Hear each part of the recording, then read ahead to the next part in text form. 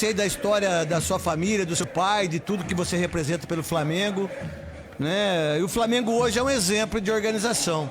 E obrigado de você estar junto com a gente da Rádio Bandeirantes. Quando você me ligou hoje, eu estava nos Donos da Bola, depois eu deixei um recado para você.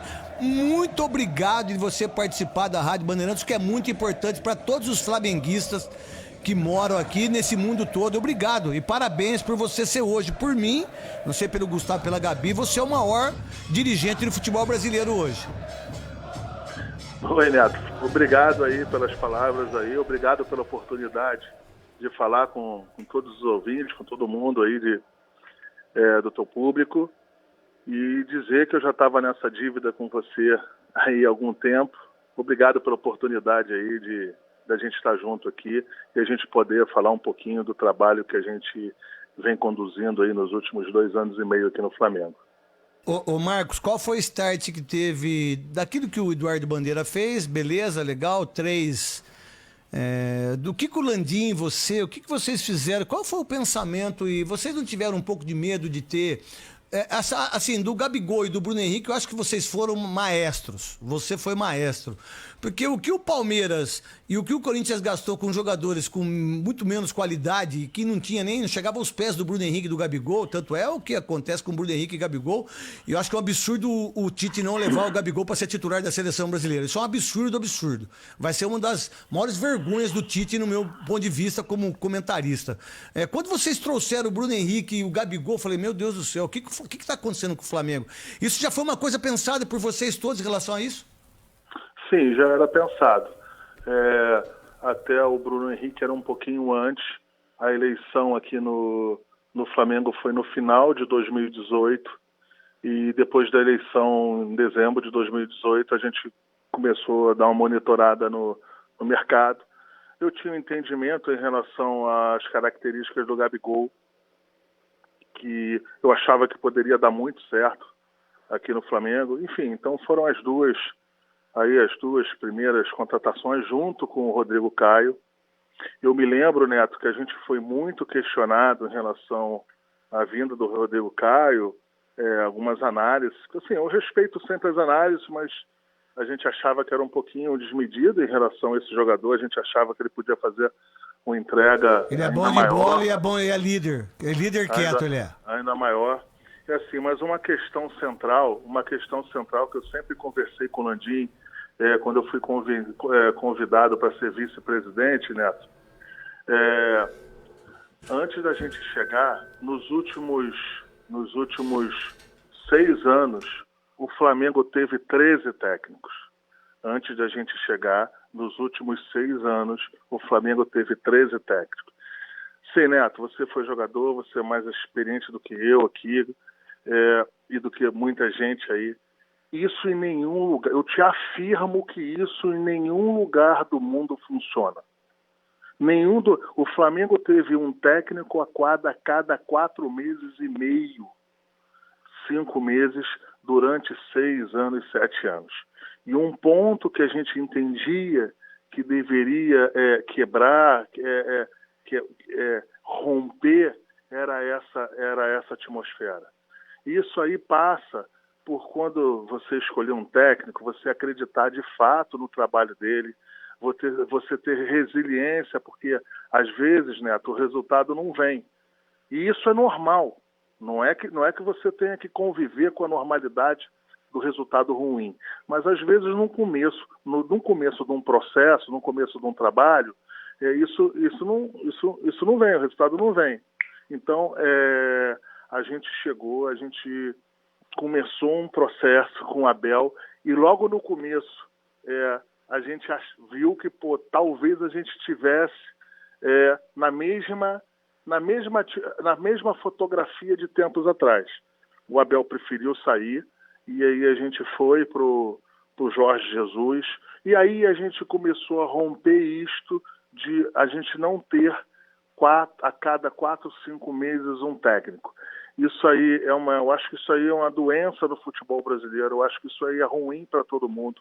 Eu acho que é ruim para quem faz as análises dos clubes que não dão tempo, não dão tempo de conhecimento, de maturidade, para dentro do elenco, para dentro do, até propriamente para dentro do clube, para dentro das pessoas que cabem no clube.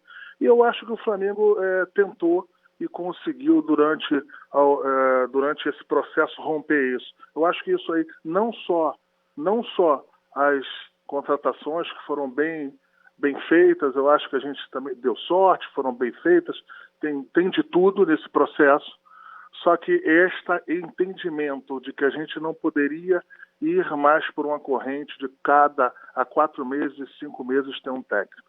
E isso é difícil no futebol brasileiro, porque você é muito questionado, às vezes você tem que bater de frente com resultados que não vieram no primeiro momento, mas graças a Deus eu acho que a gente conseguiu ir rompendo algumas coisas e deu certo, inclusive com a contratação de um técnico estrangeiro.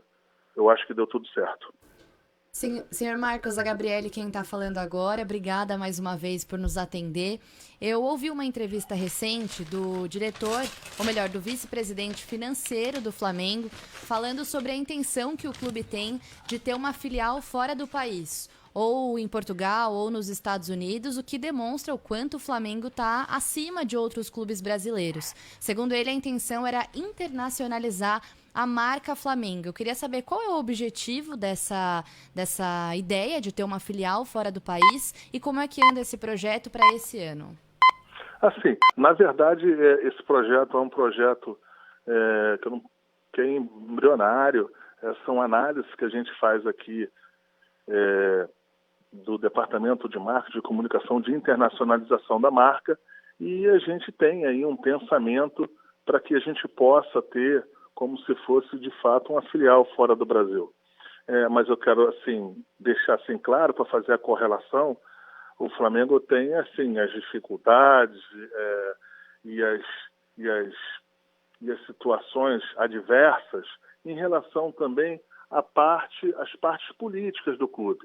Então, isso aí é um tema que tem que ser muito bem exposto, muito bem apresentado, para que não tenha nenhum tipo de questionamento. Será se a gente vai ter um outro Flamengo? Não é. Isso aí é internacionalização da marca, isso aí é uma análise que a gente está fazendo, só que é um projeto embrionário e que muito pouco provável de, nesse ano, ainda se andar alguma coisa.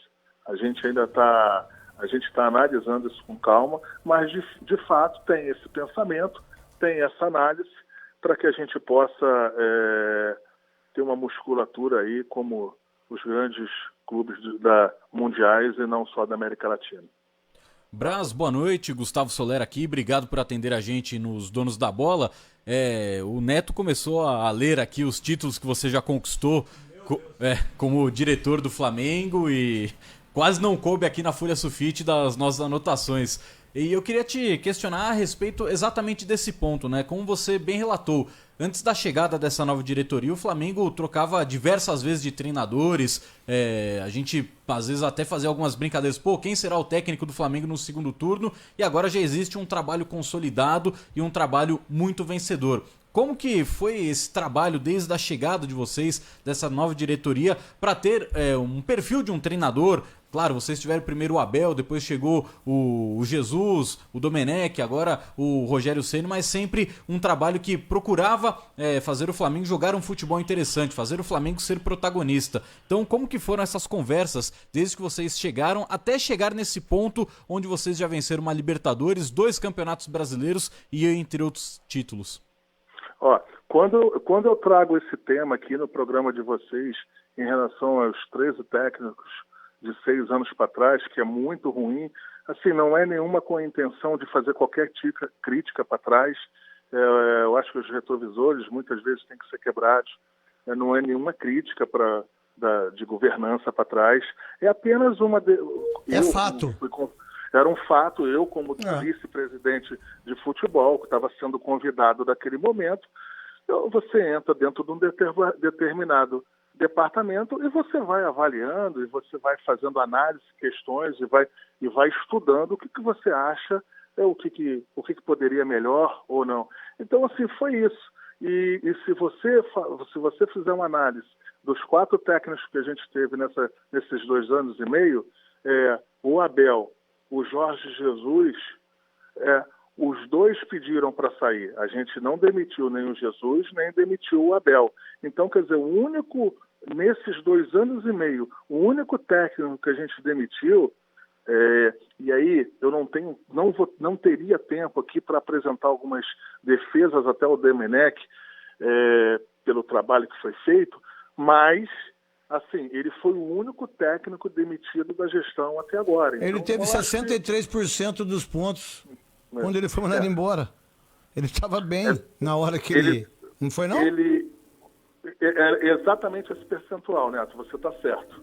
Ele tinha exatamente esse percentual, mas enfim, a gente tinha outras análises aqui, a gente entendeu que deveria fazer a mudança, a gente fez a mudança por um técnico brasileiro, um técnico que estava despontando, técnico que, na minha avaliação, é um dos grandes técnicos do Brasil, e a gente está muito satisfeito aqui com o Rogério Ceni aqui. Mas eu acho que o trabalho também partiu desta resiliência de a gente montar aqui um departamento que não tivesse tantas trocas na parte da comissão técnica, em que a gente se sentisse mais seguro no trabalho do dia a dia. Eu comecei a gostar de futebol, Marcos, assistindo o Canal 100 lá em Santo Antônio de Poços, da cidade que eu moro, que tem 20 mil habitantes. E eu via Lico, Uri Geller, via Andrade, que é meu amigo, Adílio, que é meu amigo, Zico, né, meu parceiraço, sou muito amigo do Zico, da família dele, e via o Flamengo como uma coisa que eu nunca pudesse um dia estar perto, né? Quase fui pro Flamengo com o Jorge Gelau, que foi o presidente, não deu certo, mas tudo bem. Mas o Flamengo, de um tempo, ele parou, né? Ele deixou de ser o grande Flamengo, nunca deixou de ser um grande clube. E agora eu estou falando sério, nunca deixou de ser a maior torcida do país, né? Mas só que o Flamengo, ele pecou muito de não ter esse entendimento que vocês estão tendo agora nesses últimos anos. Porque em qualquer roda de bar, qualquer roda, qualquer situação, em qualquer lugar que nós conversamos sobre futebol, a gente coloca o Flamengo no pedestal em termos de organização, de planejamento e de visão, né? Você tem um goleiro Hugo, você tinha um Lincoln, que era muito bom de bola, o centroavante, né? Vocês foram contratando jogadores de uma maneira importante. Aquilo que vocês pagaram do Gabigol, com certeza, depois da Copa do Mundo, vocês vão vender por 4 ou 5 vezes mais, né? No meu entendimento de negócio, né? O Flamengo tem tem um Natan, que é barbaridade que esse moleque joga. Esse Gerson, que pra mim, ele é um dos maiores jogadores de todos os tempos pra mim, né? E vocês foram fazendo essas análises, fazendo esse Pablo Marinho, não sei quem que deu, quem que falou, se foi você, se foi o Jorge Jesus, quem falou para contratar esse cara, que ninguém o conhecia do La Corunha. Quando vocês contrataram o Rodrigo Caio, aqui em São Paulo, todos tiraram sarro. Todo mundo. Contrataram um jogador de condomínio. Ai, contrataram um jogador que na hora que o centroavante, o Jô, ele vai falar que não sei o que, o cara fez o gol do título, né? E dificilmente, hoje se credenciou a ser jogador de seleção brasileira, disputar a Copa do Mundo, do Rodrigo Caio. Eu amo o Ilharão, já o conheço há muitos anos. Eu acho que ele foi a maior injustiça que o Corinthians fez, foi com esse menino, que ele jogou no Botafogo de camisa 8, que ele jogou bicampeão da Libertadores, tudo, o Ilharão. E além de ser um menino excepcional. Eu quero saber por que tudo isso começou a dar certo, não só por causa dos resultados. O que vocês fizeram para que isso pudesse ter esse entendimento do Flamengo? E tô puxando o saco do Flamengo pro cara que tá me ouvindo agora aqui, porque é muito corintiano, muito palmeirense. Se eu puxou mesmo, tô puxando o saco mesmo. Tô falando a verdade. Isso é fato que eu tô falando. Eu não tô inventando, né? O que você pode colocar pra gente, você como vereador hoje? E não sei não, se você é vereador e que foi muito bem votado, não sei não se daqui a pouco você vai querer ser governador aí, porque a gente precisa do governador aí. Não, Neto. Não quer mesmo? Vou parar. Eu mudo meu título pra ir, porra. Não, vou parar por aqui. Vou parar por aqui mesmo. Você vai parar? Eu vou dar essa contribuição aqui que eu tô dando pro Flamengo, certo, aqui, que eu acho que tá sendo bem feita. Agora, assim, eu vou falar um pouco do departamento de futebol aqui do Flamengo aqui. Aqui a gente vem tratando os departamentos aqui com muita, a gente dá muita autonomia aos departamentos aqui. A gente dá uma autonomia em que lógico, autonomia com responsabilidade. Por exemplo, no final do ano passado, um ponto que teve aqui, por exemplo, do departamento médico, a gente trocou, o Dr. Tanuri, que é o grande médico que toca aqui a nossa área aqui, trocou alguns médicos. A gente entendia que deveria fazer isso. A gente foi muito questionado, se questionam tudo, mas tinha um porquê disso aí. Então, assim, eu tô dando detalhes aqui do que a gente faz no dia a dia aqui, no departamento dos scouters aqui. Todo mundo se fala, tem um bom controle, uma boa gestão, só que com todo mundo interligado e com boa relação de informação para um lado e para o outro. A gente tem aqui, que é uma situação que os caras são uns leões aqui no dia a dia, que é o pessoal da comunicação, que a gente aqui, para quem não conhece, o pessoal de São Paulo aqui, a gente está a uns 50 minutos, uma hora da Gávea, é um outro lugar da cidade do Rio aqui, para onde a cidade cresceu. Então a gente aqui tem algumas autonomias e algumas situações. A minha relação com o Landim é a melhor que tem. O Landim é o grande comandante disso aqui tudo, é o chefe, para deixar claro. Final do ano vai ter eleição aí. Nos 126 anos de Flamengo, que o Flamengo vai contratar, que vai contar, nos 126 anos, somente 2 presidentes não conseguiram a reeleição. Porque geralmente a reeleição é uma ratificação de um bom trabalho ou não de um presidente. Eu acredito que o presidente Landim aí vai continuar, vai fazer uma equipe aí para os próximos 3 anos, a equipe que ele bem entender, que ele entenda que seja a pertinente de cada lugar em sua área. E é isso, o Flamengo segue aí, a gente segue esse começo de temporada aí. Graças a Deus a gente conseguiu aí uns 3 títulos do Campeonato Brasileiro que acabou esse ano, a Supercopa e a Taça Guanabara. A gente segue aí nesse caminho dessa temporada.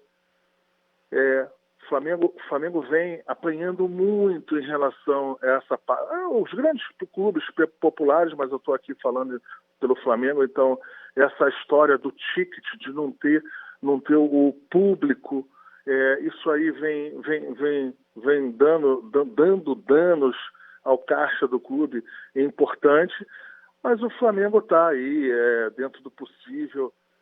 Dá uns 80 milhões?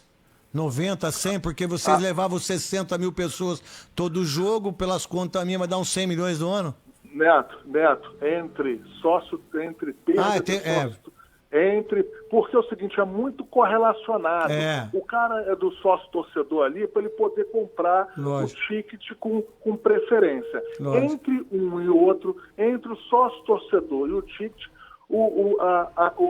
é perto de 140 bilhões de reais. No ano, né? Por ano. Tá, é muita grana, né? É muita grana, é um dinheiro certo, é um dinheiro que assim, que a gente teve que aprender a conviver sem ele fazendo aí as vendas. Às vezes o torcedor não entende, mas eu entendo o torcedor não entender, mas às vezes a gente está em uma posição que a gente precisa de ajustar algumas tem que falar vendas. Não. É igual para filho, tem que falar não. E assim, Neto, por exemplo, a gente faz 9, 10 renovações por ano, 8 renovações por ano de jogadores da base. Se você vender um para completar o caixa do clube, eu acho que você está apostando nos outros 9, nos outros 8. Então, assim, tem que ter esse entendimento, e esse entendimento tem que ser passado com transparência e retidão para a torcida, que muitas vezes não entende, e tu apanha demais. Mas aí, dirigente aqui de Flamengo, Corinthians, Palmeiras, Santos, dos grandes aí, que tiver medo de apanhar, Assim, não tem como, entendeu? Você tem que respeitar sempre o torcedor, mas você tem que sempre estar ali apresentando as tuas ideias, as suas posições, que são duras às vezes assim, a gente é questionado até por alguns jornalistas, mas por que vendeu esse e não vendeu outro? Porque teve proposta nesse. Mas tudo isso tem que saber conviver com as críticas, com os elogios e tocando a vida aí, que é o que a gente está fazendo aqui, né? Ó, se você puder ficar com a gente até 18h50, mais uns 6 minutinhos, que o Gustavo quer fazer uma pergunta, a Gabi, e eu termino com a terceira pergunta, fazendo favor. Eu tô por você, Neto. Eu tô por vocês. Que bom, fico muito feliz. Vocês. Vamos lá, Gabi. Senhor Marcos, eu queria falar de outro assunto agora, que acaba se tornando extracampo, que é, mais uma vez, o caso do Gabigol e do Cassino. A gente falou muito sobre isso. Eu sei, para o senhor, o quanto deve ter sido exaustivo no último mês viver essa situação, mas a impressão que eu tive é que o Flamengo quis tratar o caso como um caso pessoal e não chegou a expor exatamente o que foi feito e não passa a mensagem ideal para os torcedores num momento de pandemia e no pior momento de pandemia no Brasil. Queria que o senhor falasse não só aqui para a gente que apresenta os donos da bola, mas para o torcedor do Flamengo, para a sociedade no geral, o que é que foi feito a respeito dessa situação e qual é a mensagem que, dentro das punições que o Flamengo tinha à disposição para tomar, toma em relação ao caso do Gabigol. Vamos lá, 2 pontos. Primeiro, o Gabigol ele foi levado a uma delegacia, cumpriu tudo que deveria cumprir. Parece, não sei se procede ou não, que hoje ele fez o pagamento ou aceitou. Isso, ele aceitou fazer o pagamento com o Ministério Público. Então, ele a partir de hoje, ele não é devedor de absolutamente nada a esse episódio. Tirado isso, quando você faz essa pergunta, Gabriel, muitas vezes, você tem alguns caminhos a você tratar de um assunto como esse. Isso não quer dizer que o Flamengo ficou na inércia, isso não quer dizer que o Flamengo não fez absolutamente nada. O que eu posso te falar é que foi conversado com o jogador, foi exposto o jogador a algumas posições do clube, o jogador também deu as explicações dele e a gente entendeu que naquele momento foi satisfatório. É evidente, eu tenho a consciência, e ele passou também a consciência, tanto que ele aceitou a penalidade do que ele pagou, do que ele vai pagar. Ele sabe que dentro da maior crise sanitária do país, talvez ele poderia ter tido, talvez não, com certeza ele poderia ter tido mais cuidado. Mas assim, a torcida do Flamengo pode ter tido um entendimento que não foi tratado com tanto êxito, com desleixo, mas eu posso te afirmar, e eu peço para você que você acredite em mim, que eu pessoalmente conversei com o jogador, tivemos aqui alguns pontos, e eu achei satisfatório até pelo comportamento do jogador pós esse episódio. É um entendimento meu que eu acho que foi justo.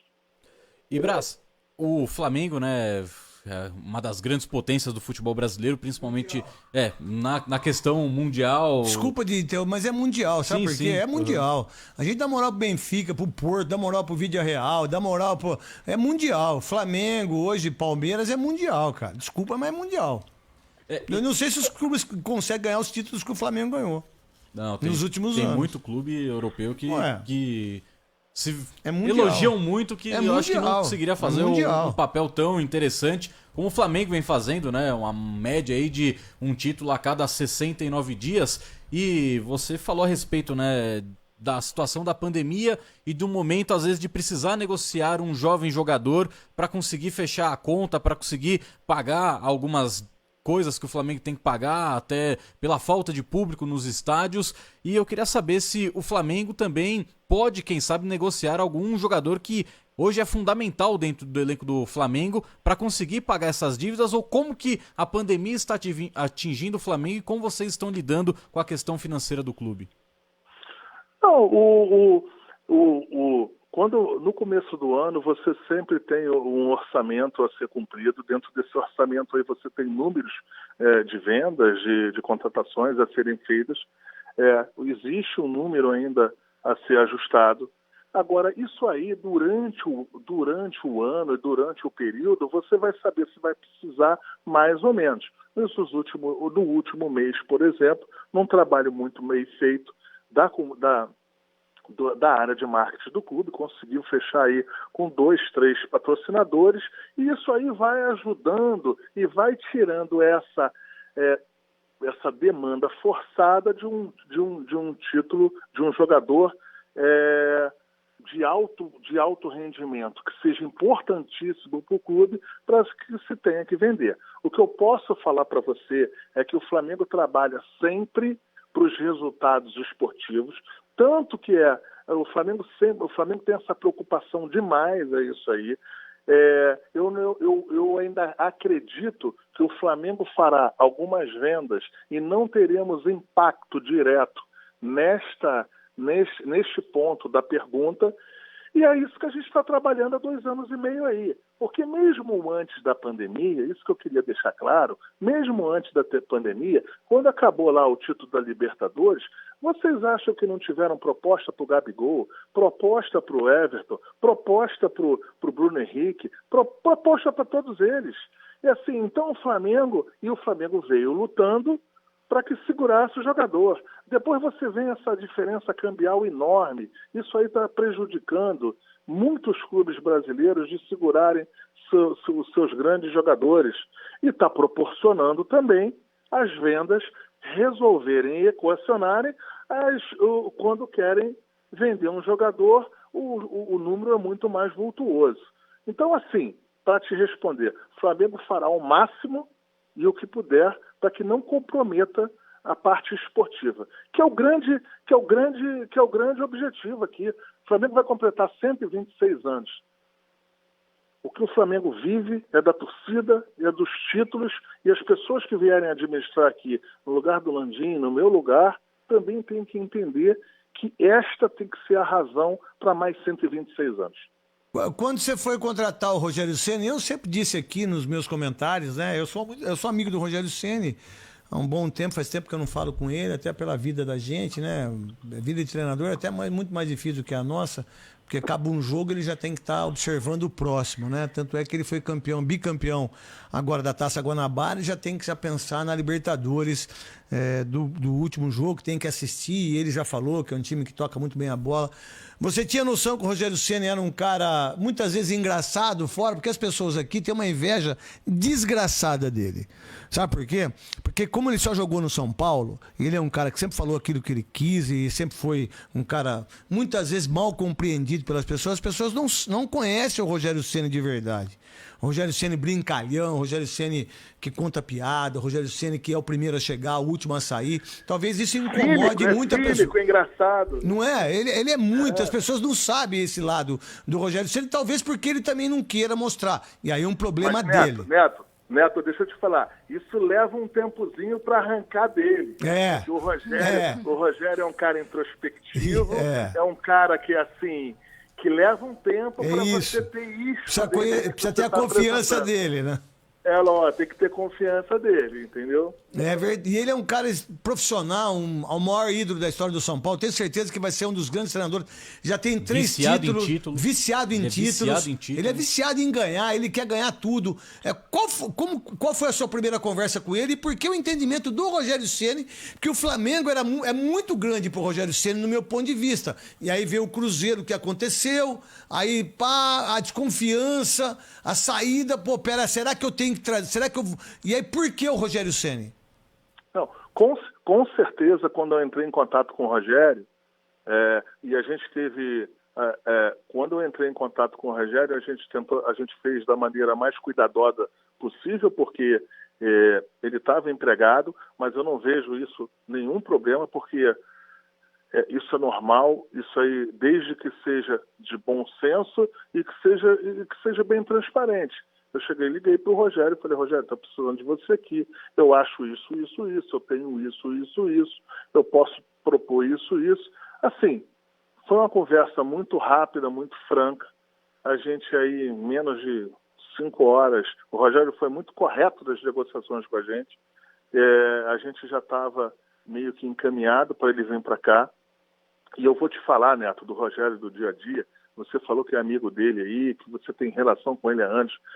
Eu posso falar por mim o que eu vejo aqui. É um cara que tem uma metodologia de trabalho que funciona, uma metodologia de trabalho correta, é trabalhador, chega a ser um cara até meio over, assim, porque só fala de trabalho, só fala do que ele está precisando, ou que ele está questionando, ou que ele está querendo apresentar em relação a trabalho. Assim, então é um cara que eu posso te afirmar.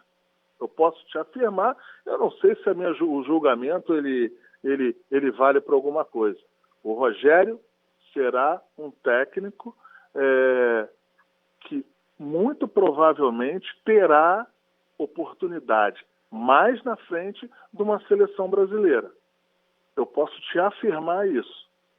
Talvez agora ainda precise de uma rodagem maior, de ganhar mais títulos, disso aí, mas o Rogério é um cara trabalhador, correto.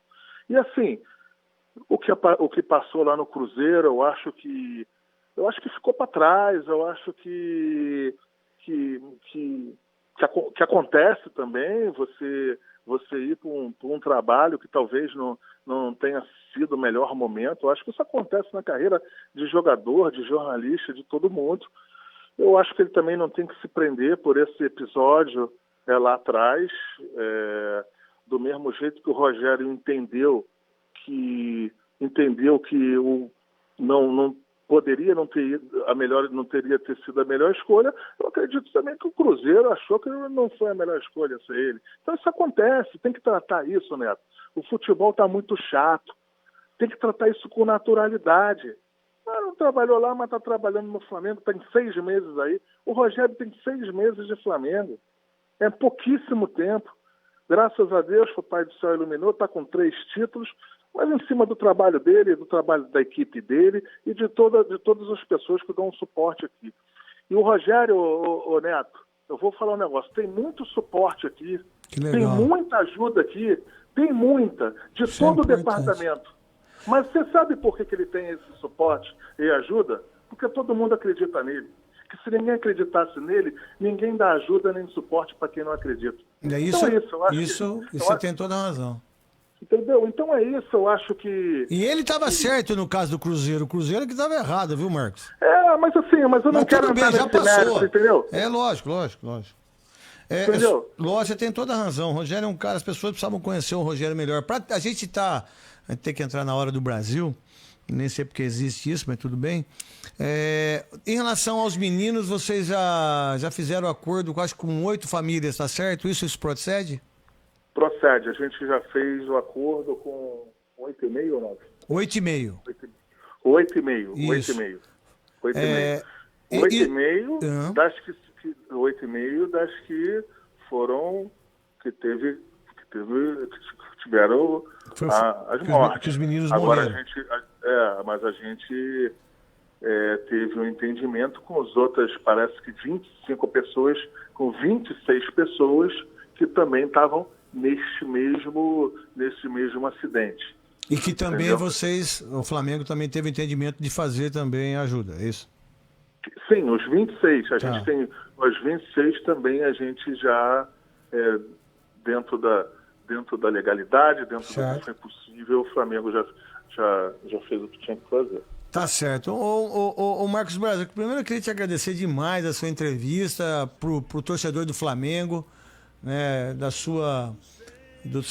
pode aumentar aí. Ninguém canta o hino. Eu acho que dos 2 hinos mais bonitos do meu ponto de vista é o Flamengo e do Grêmio, né? Pra mim, né? E eu sou corintiano pra cacete, diga-se de passagem, né?